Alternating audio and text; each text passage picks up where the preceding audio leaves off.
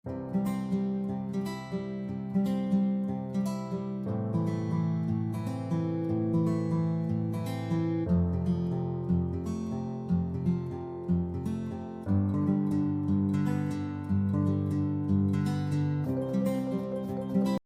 sejahtera untuk kita semua. Perkenalkan, nama saya Francisca Wahyuni dengan nomor induk kemahasiswaan 211F10477, kelas A6, Prodi Pendidikan Luar Biasa, Universitas PGRI Argopuro Jember. Pada kesempatan kali ini saya akan membuat video tentang anak disabilitas tunarungu wicara. Video ini saya buat untuk memenuhi tugas UTS mata kuliah pendidikan anak disabilitas rungu dan wicara dengan dosen pengampu Bunda Sugihartati SPD MPD dalam hal-hal yang berhubungan dengan komunikasi. Istilah tunarungu wicara sendiri berasal dari kata tuna dan rungu dan wicara, di mana tuna memiliki arti kurang, sedangkan rungu artinya pendengaran, sedangkan wicara artinya bicara. Untuk tunawicara sendiri adalah seseorang yang mengalami kelainan baik dalam pengucapan atau artikulasinya, bahasa, maupun suaranya dari bicara normal, sehingga menimbulkan kesulitan dalam berkomunikasi lisan dengan lingkungan. Istilah lain yang menyebut mengenai kelainan pendengaran antara lain tuli, bisu, tunawicara, cacat dengar, kurang dengar, atau tunarungu. Seseorang dikatakan tunarungu apabila tidak mampu atau kurang mampu mendengar suara. Apabila dilihat secara fisik, anak tunarungu tidak berbeda dengan anak dengar pada umumnya. Pada saat berkomunikasi, barulah diketahui bahwa anak tersebut mengalami ketunarungu wicara. Secara medis, tunarungu wicara berarti kekurangan atau kehilangan kemampuan mendengar dan berbicara yang disebabkan oleh kerusakan non-fungsi dari sebagian atau seluruh alat pendengaran dan oralnya. Sedangkan secara pedagogis, ketunarungu wicaraan ialah kekurangan atau kehilangan pendengaran yang mengakibatkan hambatan dalam perkembangan sehingga memerlukan bimbingan dan pendidikan khusus. Anak tunawicara tidak dapat mendengar, membuatnya mengalami kesulitan untuk memahami bahasa yang diucapkan oleh orang-orang lain dan tidak dapat mengerti bahasa secara lisan atau oral. Jenis-jenis tunarungu wicara. Terdapat 3 batasan dalam mengelompokkan tunarungu berdasarkan seberapa jauh seseorang dapat mendengarkan atau memiliki manfaat sisa pendengaran tanpa bantuan alat bantu dengar, yaitu sebagai kurang dengar.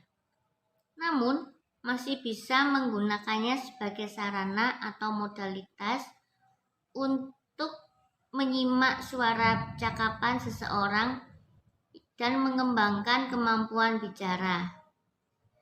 Tuli atau deaf yaitu mereka yang mendengarannya sudah tidak dapat digunakan sebagai sarana utama guna mengembangkan kemampuan bicara, namun masih dapat difungsikan sebagai suplemen pada penglihatan dan perabaan.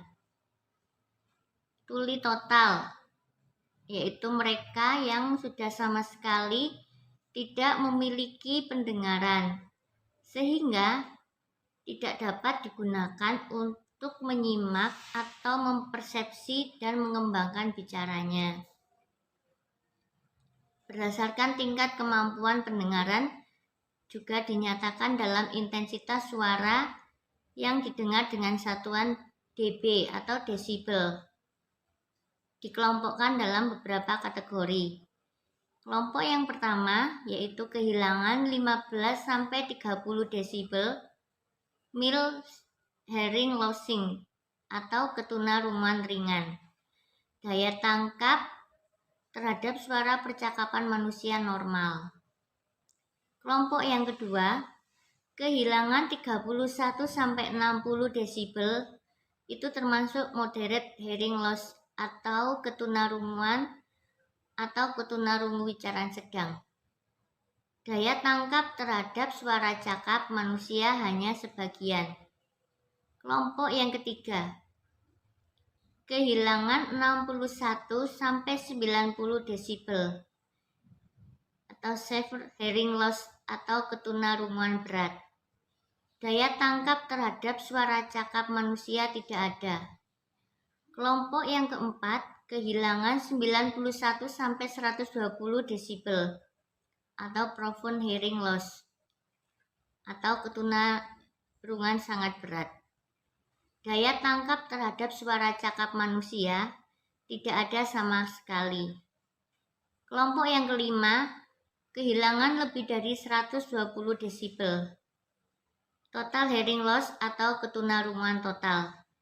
Daya tangkap terhadap suara cakap manusia tidak ada sama sekali. Tunarungu juga dibagi menjadi 3 kriteria, yaitu saat terjadinya ketunarungan berdasarkan pada tempat kerusakan organ pendengaran dan berdasarkan pada taraf penguasaan bahasa. Berdasarkan sifat, terjadinya ketunarunguan bawaan. Artinya ketika lahir, anak sudah mengalami atau menyandang ketunarungu wicaraan dan indera pendengarannya sudah tidak berfungsi lagi. Ketunarungu wicara setelah lahir artinya terjadi tunarungu wicara setelah anak lahir diakibatkan oleh kecelakaan atau suatu penyakit. Berdasarkan tempat kerusakan di bagian telinga luar dan tengah, sehingga menghambat bunyi-bunyian yang akan masuk ke dalam telinga yang disebut sebagai tuli konduktif. Kerusakan pada telinga bagian dalam sehingga tidak dapat mendengar bunyi suara disebut tuli sensoris. Berdasarkan taraf penguasaan bahasa, tuli prabahasa, yaitu prelingually deaf, adalah mereka yang menjadi tuli sebelum dikuasainya suatu bahasa. Biasanya usia anak 1,5 tahun lebih, dikit. Artinya anak yang menyamakan tanda sinyal tertentu seperti mengamati, menunjuk, meraih, dan sebagainya, namun belum membentuk sistem lambang. Tuli purna bahasa atau postlingually deaf adalah mereka yang menjadi tuli setelah menguasai bahasa, yaitu setelah menerapkan dan memahami sistem lambang yang berlaku di lingkungan. Faktor penyebab tunarungu wicara. Penyebab ketunarungu wicara dapat terjadi sebelum lahir atau prenatal, ketika lahir natal, dan sesudah lahir yaitu postnatal. Juga terdapat beberapa hal yang dianggap sebagai penyebab ketunarunguan. Yang pertama, faktor internal. Faktor internal ini faktor keturunan yang misalnya dari salah satu anggota keluarganya atau salah satu orang tuanya mengalami ketunarungu wicaraan. Banyak kondisi genetik yang berbeda sehingga dapat menyebabkan ketunarungu wicaraan. transmisi yang disebabkan oleh gen yang dominan represif dan berhubungan dengan jenis kelamin. Meskipun sudah menjadi pendapat umum bahwa keturunan merupakan penyebab dari ketunarunguan, namun belum ada kepastian beberapa persen ketunarungu wicara yang disebabkan oleh faktor keturunan. Ibu yang sedang mengandung menderita keracunan darah toksaminia. Hal ini dapat menyebabkan kerusakan pada plasenta yang juga bisa mempengaruhi tumbuh kembang janin, dan hal tersebut dapat menyerang saraf atau alat-alat pendengar dan bicara, maka anak tersebut akan terlahir dalam keadaan tunarungu wicara. Yang kedua, faktor eksternal. Faktor eksternal ini di mana mengalami infeksi pada saat dilahirkan atau kelahiran. Misalnya, anak terserang herpes, Imlek. Jika infeksi ini menyerang alat kelamin ibu, dapat menular pada saat anak dilahirkan. Demikian pula pada penyakit kelamin yang lainnya. Dapat ditularkan melalui terusan jika virusnya masih dalam keadaan aktif. Penyakit-penyakit yang ditularkan kepada anak yang dilahirkan dapat menimbulkan infeksi yang dapat menyebabkan kerusakan pada alat-alat atau saraf pendengaran. Dari hasil penelitian para ahli, ketunarunguan wicara disebabkan karena meningitis yang otitis media atau bisa disebut sebagai radang pada bagian telinga tengah. Itu radang yang pada bagian telinga tengah yang menimbulkan nanah, dan nanah tersebut mengapil dan mengganggu hantaran bunyi. Jika kondisi ini kronis, tidak segera diobati, penyakit ini bisa menimbulkan kehilangan pendengaran yang tergolong ringan sampai sedang. Otitis media adalah salah satu penyakit yang sering terjadi pada anak-anak sebelum mencapai usia 6 tahun. Penyakit lain atau kecelakaan yang dapat mengakibatkan kerusakan alat pendengaran bagian tengah dan dalam. Karakteristik tunarungu wicara. Karakteristik anak yang mengalami tunarungu wicara adalah yang pertama karakteristik fisik. Cara berjalannya yaitu kaku dan sedikit bungkuk, gerak matanya cepat, agak beringas. Gerakan tangan dan kakinya cepat atau lincah. Pernafasannya pendek dan agak terganggu. Yang kedua, karakteristik inteligensi. Secara potensional, anak tunarungu wicara tidak berbeda dengan inteligensi anak normal pada umumnya. Namun demikian, secara fungsional inteligensi anak tunarungu wicara di bawah anak normal disebabkan oleh kesulitan anak tunarungu wicara dalam memahami bahasa karena keterbatasannya dalam hal pendengaran. Anak-anak tunarungu wicara sulit dapat menangkap pengertian yang abstrak, sebab untuk mendapatkan atau menangkap pengertian yang abstrak diperlukan pemahaman yang baik akan bahasa lisan maupun bahasa tulisan. Tidak semua aspek inteligensi anak tunarungu wicara terhambat. Yang mengalami hambatan hanya bersifat verbal, misalnya dalam merumuskan pengertian, menarik kesimpulan, dan meramalkan kejadian. Yang ketiga, karakteristik emosional.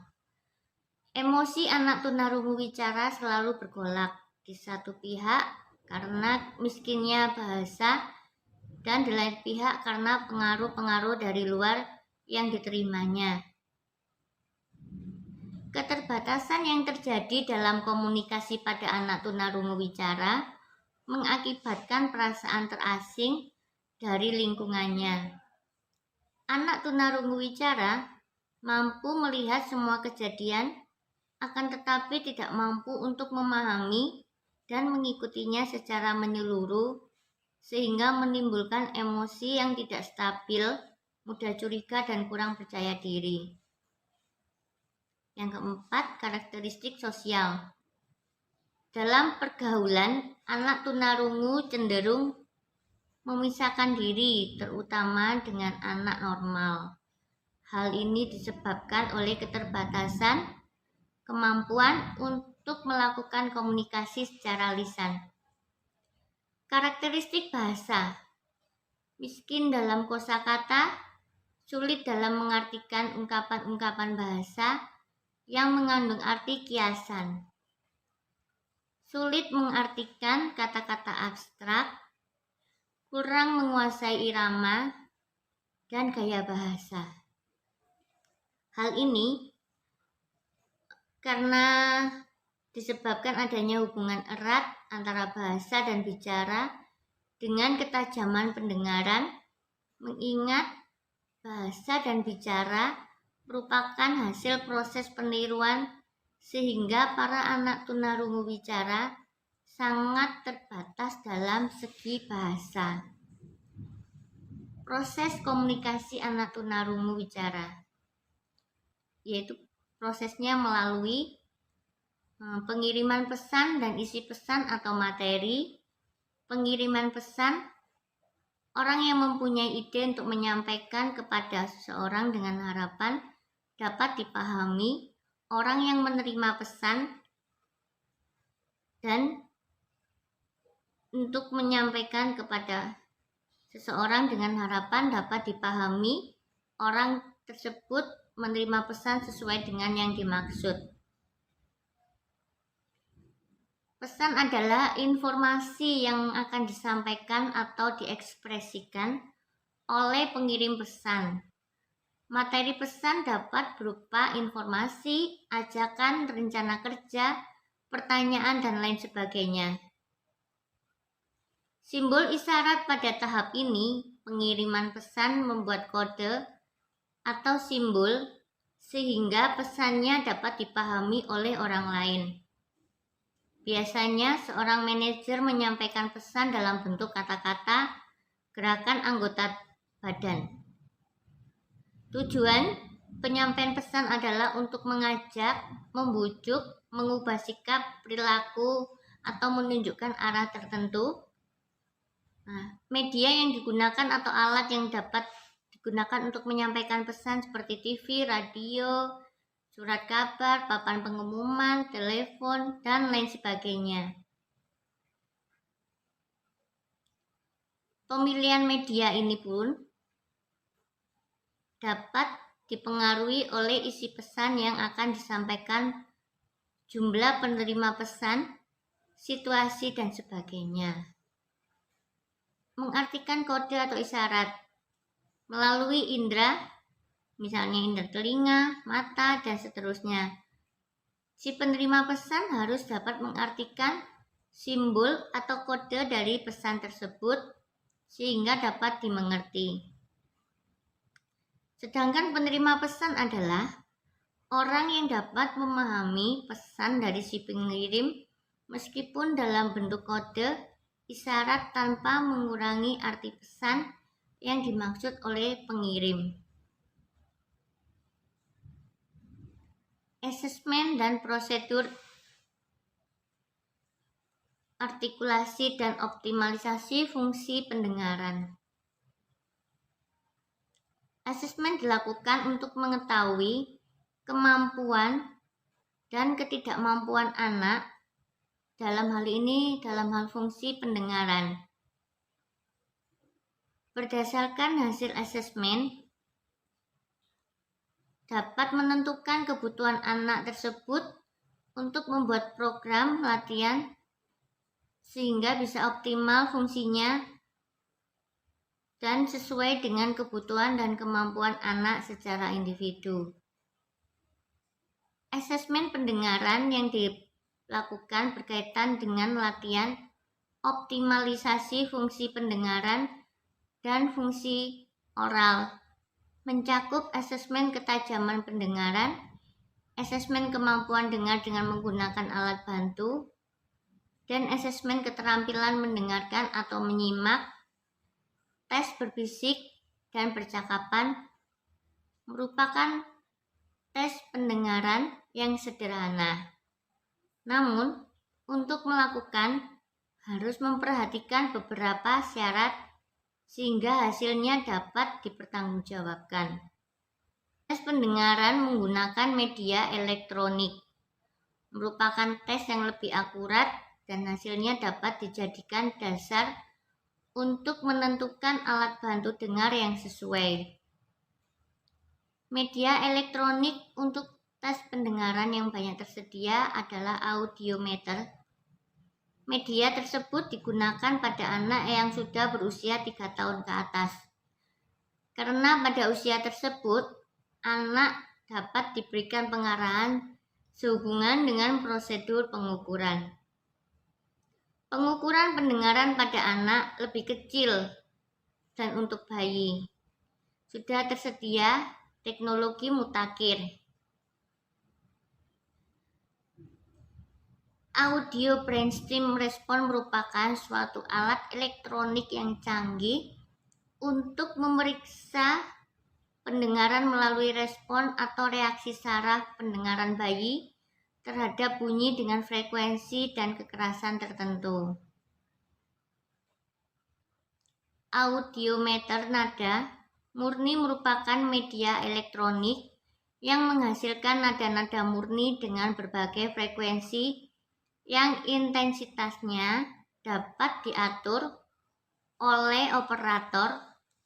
Kedua metode audiometri tersebut harus dilakukan untuk mengetahui apakah telinga yang bersangkutan mengalami gangguan pendengaran konduktif, sensori neural atau campuran. Pengetesan harus dilakukan dalam ruang kedap suara yang terpisah dari ruangan tester. Setelah itu, baru dilakukan pengetesan untuk telinga yang lainnya dengan cara yang sama. Apabila tidak mengetahui telinga mana yang lebih baik, pendengarannya pengetesan dilakukan pada telinga sebelah kanan terlebih dahulu. Pada audiometri dengan metode hantaran tulang, penentuan kondisi telinga yang lebih baik dapat dilakukan melalui tester Weber, yaitu dengan memberikan getaran suara pada frekuensi 500 Hz dengan volume suara yang paling nyaman untuk didengarkan melalui vibrator yang ditempelkan pada bagian tengah dahi tester. Apabila jawaban tes ada pada yang salah, telinga, maka pengetesan dilakukan pada telinga yang dapat mendengar nada terlebih dahulu.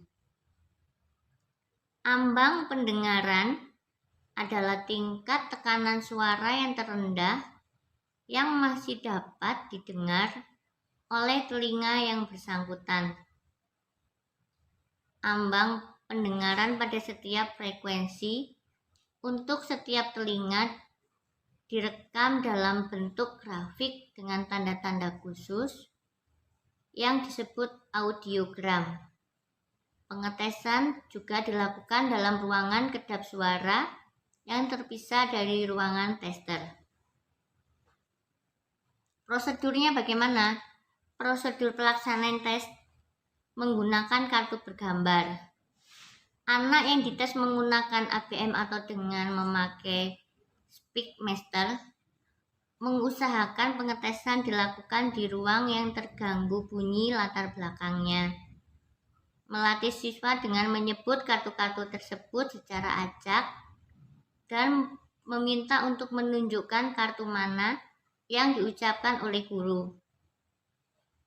Perhatikan juga agar setiap kali selalu tetap membilang sampai 5.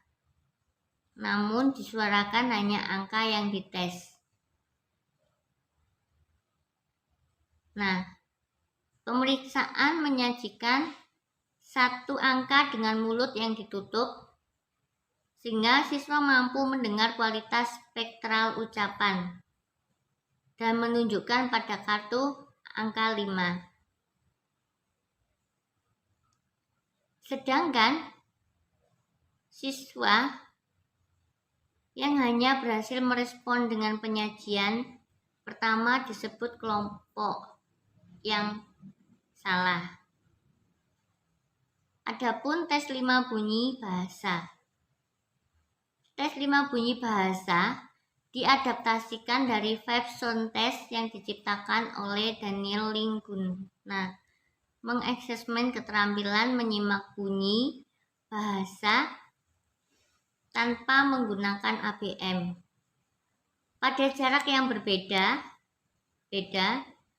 dalam penataran yang diselenggarakan Federasi Nasional untuk Kesejahteraan Tunarungu Wicara Indonesia tahun 1993 dengan penatar M-Hit.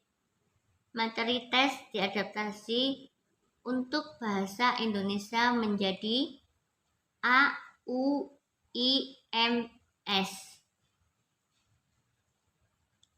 Pemikiran yang mendasar penyusunan tes atau pemilihan bunyi tersebut adalah respon terhadap setiap bunyi menandakan bahwa bunyi bahasa tersebut dan bunyi yang lain dalam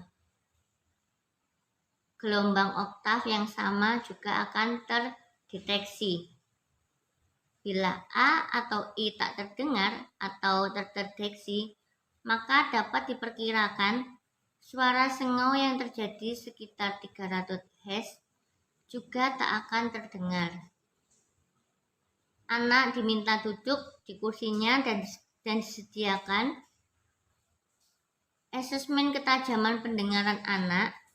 Dapat juga dilakukan melalui observasi dan tes, baik dengan tes sederhana maupun dengan tes yang menggunakan media elektronik. Tes yang sederhana mencakup tes berbisik dan percakapan, sedangkan tes pendengaran dengan menggunakan media elektronik, antara lain tes auditory brainstem, respon otoakustik emission, dan tes audiometri. Asesmen kemampuan mendengar dengan menggunakan alat bantu mendengar dilakukan dengan materi yang dinamakan barbel sound, yaitu berupa bunyi senandung atau siulan yang dikeluarkan lewat kotak pengeras suara dengan intensitas dan frekuensi tertentu. Anak yang di asesmen duduknya harus berjarak 1 meter dari kotak suara. Prosedurnya, langkah awal dalam intervensi untuk melatih artikulasi anak tunarungu wicara adalah melakukan asesmen. Asesmen dilakukan untuk mengetahui huruf-huruf apa saja yang dapat diucapkan dengan baik, dapat diucapkan dengan yang kurang baik, atau belum bisa diucapkan sama sekali oleh anak tunarungu wicara tersebut. Pembuatan program pembelajaran artikulasi itu juga harus dibuat berdasarkan hasil asesmen artikulasi untuk masing-masing anak, sehingga program atau pelatihan tersebut betul-betul sesuai dengan apa yang dibutuhkan oleh anak dan sesuai juga dengan apa yang akan kita latihkan terhadap anak. Hal tersebut sesuai dengan prinsip individualisasi, di mana yang berarti program tersebut disesuaikan dan